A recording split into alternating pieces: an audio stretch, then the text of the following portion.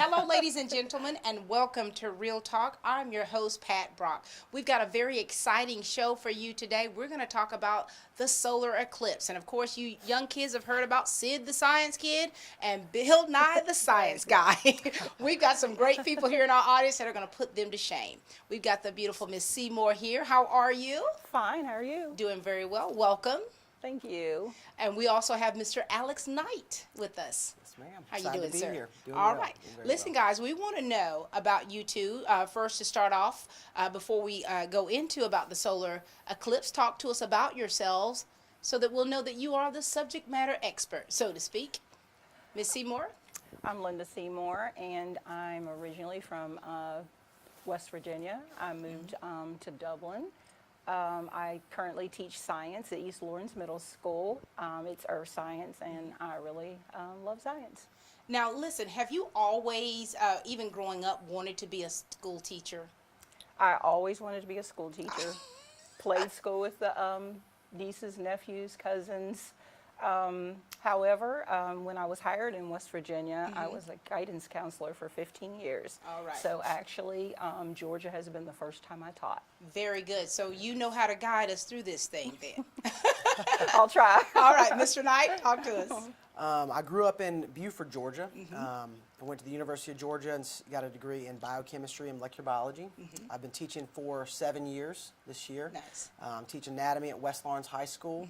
And I did not intend necessarily to be a teacher from the start. I got my degree secondarily through a provisional route, through an alternative certification program. And I guess I just like being the center of attention. And so that kind of sent me into this category, this pathway. Well, we're glad to have both of you here, and we want to talk about this solar eclipse. And of course, you know, this is something that's kind of boggles some people's minds. Certainly. And so give us a little bit of history of what you know about the solar eclipse.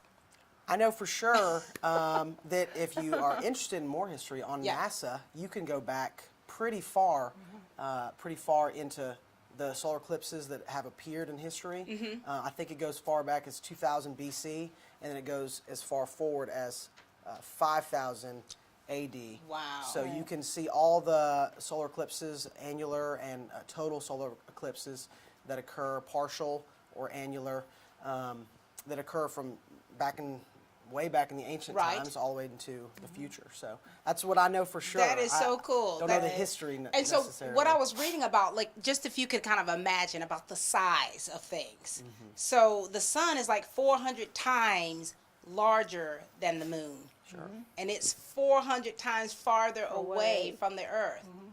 And so in my mind, how is that even going to make sense? And it's the distance away that allows the moon to actually cover it. And so there's certain parts of the North America that's going to actually see the total eclipse. Salem, Oregon, all the way through Charleston, South Carolina. This is actually the first time it's been coast to coast in the United States since 1918. So it's almost 100 years Oh my gosh. to back to America. And So that is going to be so cool. There's so many people that are excited about it. I mean, you can read so much stuff about it. People, Certainly. And so tell us about what's going to take place. okay, so you're going to be able to see a lot of things that you were not able to see generally just looking at the sun. So you have people who are very excited about traveling. Sure. They're going to travel over here from other countries. People will be traveling. And I actually think it estimated that there would be about 10 million people traveling. There are 12.2 million people in the viewing area already. Wow. But the sun, you can see the part of the sun which we call the photosphere. But actually during the eclipse, you're going to see something called the corona, and it's like a halo around the sun. The corona is actually part of the sun's atmosphere. It also has a part of the atmosphere called the chromosome, and that's a red ring around the outside of the sun. So the photosphere, the chromosphere, and the corona are parts of the atmosphere, but we can only see the photosphere in normal times. And so how long is all this going to take place? I know it says it's August the 21st, around 2:30. How long will all of this take? I'm gonna default to the earth science teacher for that one as well. I mean, these are just, I mean, how long? Like, Well, actually, in Oregon, it's going to start about 10:17 in the morning, and I think it was designated that Lincoln Beach, Oregon, would be the place that saw it first. wow. And it will actually end about 2:45 in Charleston, South Carolina. But to see the totality, Right. you get about 2 minutes or more Of the for the change. totality. Wow. Share some insight, Mr. Knight. Certainly, it's significant the time that it will be available because there are certain machines, X-ray imaging. They're going to be able to do a 0-point calibration on most of their machines, and that's just a rarity. But it's only available during a total eclipse of this magnitude. So What? it's especially important that they can reset their machines. I guess get them to the right setting. So it's it's going to be a long enough time to manage that process. I just wonder how many science folks are going to Going to actually be doing that. be doing that process. Yes, ma'am. And a total eclipse could last up to 7 minutes, but this one's only going to last a little over 2. Okay. And you guys are working on something at school? Or tell us about that. Well, today I introduced the students to, and actually it's NASA's website, and they give you some suggestions about what to do with your students. We predicted what the corona might look like this time because every single time is different. Right. So this was a drawing of what the corona might look like this time. We actually charted the path of totality, Okay. and so we went from Oregon here to Charleston, South Carolina, and it's coast to coast. We're way down here. It's only sweeping across the tip of Georgia.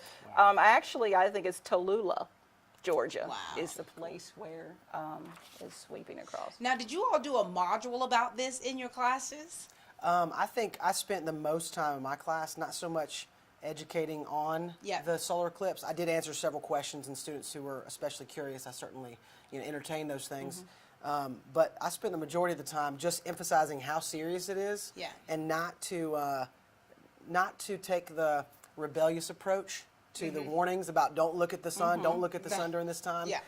Without protection eyewear that are ISO safety standard, meeting those standards, or else some other methods. Yeah. And I've researched some other methods to share as well. You can make a pinhole projector, take a shoebox or something like that, just to let the sun behind you kind of cast its rays through that, and then on some type of screen or surface beneath you. Okay. White screen works best, and so it can capture the view, the image of what's going on with the eclipse the whole time. Okay. You can use your hands to produce this pinhole projection type thing, or a straw hat, something with already some holes. Yeah, Just white paper plates, cardboard. you should see some of to the do. ideas they have online just for Right. suggesting, because I knew about a pinhole projector, but I just Right. want to see what kind of ideas would be easier. Because I myself didn't get glasses. My wife ordered some for her and her students. Yeah. So we're still waiting for those to come in. So your wife teaches as well? Yes, ma'am. All right, very good. She does. And so tell us about like some of these warnings, some things that we need to be to focus on, or some interesting facts about this occasion that's taking place. Now, I did caution my students about looking because they keep asking you. They want to know, am I going to go blind the second Right. I look up? And That's my favorite. so they have their parents who tell them certain things. Right. But I did look that up, and my husband and I are actually going to do a presentation at our church Okay. on Sunday about the eye care because he does health issues there anyway. But you can get retina burns from the solar. And I tried to tell them about how the pupil is pretty much empty. That's an empty space. And so the radiation will just, go straight through. But not trying to scare them, but to Right. really alert them to the dangers of it and for them not to do it. And you're talking about the seriousness of it. I mean, this is an astrological event that's taking place. Absolutely. This is Right. not something that happens every day. Right. And the excitement of it, where they said sometimes, you won't see this in your lifetime. And so this is something that there is a lot of talk about. There are a lot of interesting facts and things that are already said. There are a lot of myths that have also been said about the solar eclipse. And so what are some of the questions do the kids ask about this event? I guess just, well, what's the difference between this type of eclipse and any other type of eclipse? I was talking to someone else recently who said he's seen several in his own lifetime, and I, I was remember reading about and talking with other folks about this, that it's a more serious event because there's going to be a total eclipse in part of America, which hasn't happened for, I couldn't tell you the number of years, but it's a long, long time. And so it is a significant solar eclipse in that it will be 100% coverage in some parts of America. And so that's going to be worth tracking the most. And that's actually the only safe time, quote unquote, to look at it when it's completely 100%, because anything less than 100%, you're still getting all of the sun's radiation, and you wouldn't look at the sun ordinarily outside because it does hurt pretty quickly. Not to mention, this would be create some long-term damage because it does come up on you all of a sudden after the eclipse. How dark is it going to be for the ones that get the total eclipse? Like a night. Completely. Pretty much like a night. And that's one of the interesting parts of the eclipse, because you'll be able to see the night stars. You'll be able to see Venus and Mars and Jupiter pretty clearly.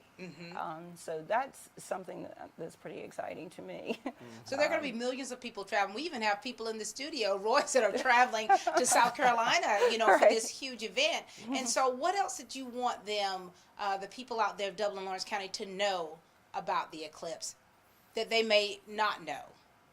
You talked about, a little bit about how it started, what's actually going to take place, some precautionary measures that they need to take. We were looking at some fun things in my class. Okay. Middle schoolers are fun. Oh yes. Tell us about some of that.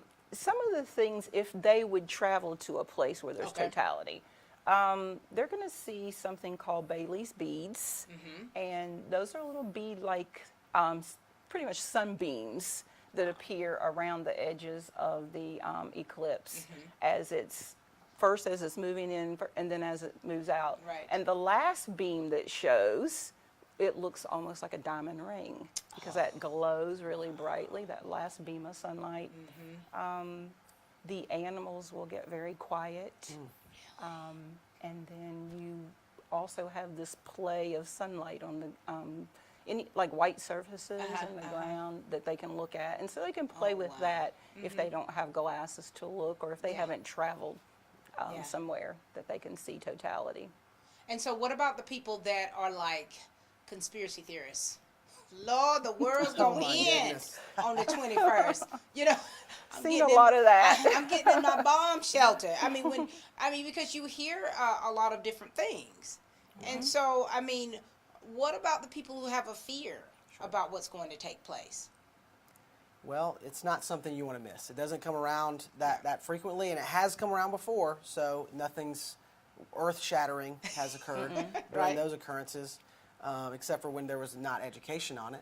So I guess this will really prove to help in those areas as well. But, just make the most of that day and get yourself in a good viewing position and let it happen. This is going to be fun, you two. It is.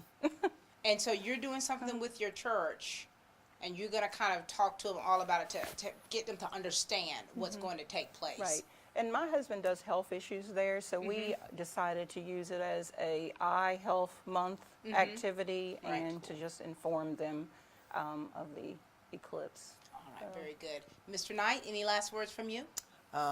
Just my wife, Kayla Knight, she's really excited for her students. She's really hoping she can get a chance to take some of her students out there too, and I think that's just such a fun occasion just to get kids excited about learning different things in science, and it's just a great launching point to get some kids reading and it sure is. the world. And so what are your schools going to do? You all are letting out early? We're letting out early. So is West Lawrence. So West Lawrence and East Lawrence are letting out early. Yes, ma'am. Yes, ma'am. Wow. And so this gives an opportunity for the kids and for the parents and adults to kind of do their own thing, but at the same time be very safe. Right. It's a safety precaution, and it also allows students to experience things with their families. Wow. Sure, and I think the press release related to that was able to kind of educate, at least stir some parents who are kind of thinking it's not that big a deal. Yeah. That it is a big enough deal for us to cancel school early, to let out of school early. That's enough to go huge. and take precautions. This is like a snow day. Sure. All Sure, right. absolutely. Whole family can get And involved. I used to love those. I know. We only had those in Kansas and Virginia. Right. Well, it's been a pleasure to meet both of you and for you to share with us today. We thank you so much for giving us a little bit more knowledge about the solar eclipse. Thank you for having Pleased to us. be here. Ms. Seymour and Mr. Knight, thank you both. Thank you. We got savings to cheer about here at Dublin Nissan. Dublin Nissan has Sentras discounted to as low as $15,985. Call, click, or come see us. Dublin Nissan, the only dealer you will ever need. At Bank of Dudley, we want to help with all your lending needs. Whether you're thinking of buying a new car, remodeling your home, or just want to go on vacation, let one of the many lenders at a Bank of Dudley branch near you help realize your dreams. Bank of Dudley, we're big enough to offer the great services you need, but small enough to make sure you can talk to someone you trust. Bank of Dudley with 5 convenient locations: East Dublin, downtown Dublin, and Veterans Boulevard, Dudley, and Jeffersonville. Bank of Dudley, member FDIC, and an equal housing lender. All right, we are back, ladies and gentlemen, and we're talking about the solar eclipse. We've got Mr. Louis Zellner from Dublin High School with us. Mr. Zellner, Yes. you're in your lane now. Good to see you, sir. Good to see you. Glad to have you in the studio. Thank you for having Why me. don't you share with everyone out there about you, where you first started out and in education, and where you are today? Okay, my name is Louis Zellner. I'm originally from Fort Valley, Georgia. I'm a graduate of Fort Valley State University. Yes. I have taught, this is my 11th year teaching. I'm currently at Dublin High School, where I teach chemistry and IB biology. Wow. How long have you been teaching at Dublin? The entire 11 years? No, not the entire 11 years. This is my 5th year at Dublin High School. Where did you come in from? I came here from Johnson County. Johnson County. All right, now, you're wearing your bow tie. So are you as a teacher, what's your teaching style like? My teaching style? Are you strict with your teaching style? Are you? I try to be very strict with my teaching style. I am currently teaching mostly 11th and 12th graders now. Right. And since it's like the first of the school year, I'm Yeah. telling them, hey, we don't have time to play around. We have to get you out, So we don't have time to, Yeah. fool around with anything. So I'm very, strict on what we need to do and how we need to do it. I figured you were. And so, listen, we're talking about a subject that is probably very interesting to you. You brought a few things with you I did. too. So why don't you share with us? We've already spoken a little bit with the other teachers. You speak with us a little bit from your standpoint about the solar eclipse. Okay. Well, what I brought are some mock-ups of what to expect, because Okay. one of the things is that students don't really know what to expect. They either Right. think that it's going to be totally dark, or what am I going to see at all? So there are basically 3 forms of an eclipse that we can see sometimes, and this is basically a crude drawing of what a total eclipse is going Okay, to look that's what like. we All right, the total eclipse is basically when the Earth and the Sun are on the opposite ends of the Moon. Right. And what you're going to see is this white area here, which is Right. the corona. of The the sun. corona. We got that, Miss Seymour. Now, the thing about an eclipse is that we can predict when they're going to happen, but they're not periodic, meaning that we can't say it's going to happen this year, this year, this year. But we can predict when it's going to happen, but they are not they're kind of random in their. So how soon do you know that? I mean, you say you can't actually predict which. Well, here's what we can do. One of the things that we're doing what we were trying to do at our school is we're trying to incorporate cross-curriculum incorporation of the eclipse.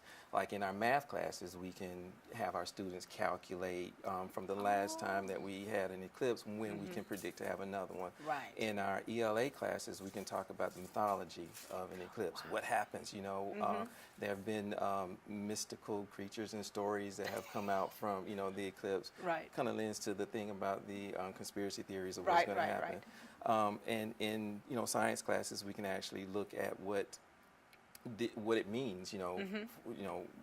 How animals are affected, how people are affected, Right. how moods are affected. With an eclipse. So there are a lot of things that we can do, not just focus on just the science students, but we Right, are trying to right. incorporate all of our students into this. Oh, that's so good. Now, let me ask you this. This is me being curious, okay? Are there going to be any sounds that we will hear during the Well, eclipse? You This know, is that little kid in me, okay? the little kid, you know, that's an interesting question. You may not hear anything because everybody will probably be in awe of what, you know, is going on at that time. Yeah. But one thing you can note is that animals may act a little differently. We don't really have that much activity going on with, you know, a whole bunch of animals around here. Right. But, you know, animals are affected by the cycles of the moon and also by the cycles of the sun. So we can expect some sort of behavior there. Wow. Okay. Tell us some more things you have. Okay, and this is an example of an annular. This is basically when the moon covers the Earth's surface here. Yes. And this is kind of what we kind of want to see. You know, this is what's projected that we may see in our eclipse here. And the interesting about an annular eclipse is that it only takes place when there's a new moon that has happened. So there are times when, you know, we have different types of eclipse and the event happens, but then annular eclipse only happen when there's a new moon around. Okay. And we happen to be in the new moon cycle now. Wow. Yeah. And the interesting thing about an annular eclipse is that the next one is going to happen in about 2019, but it will be in Western Europe.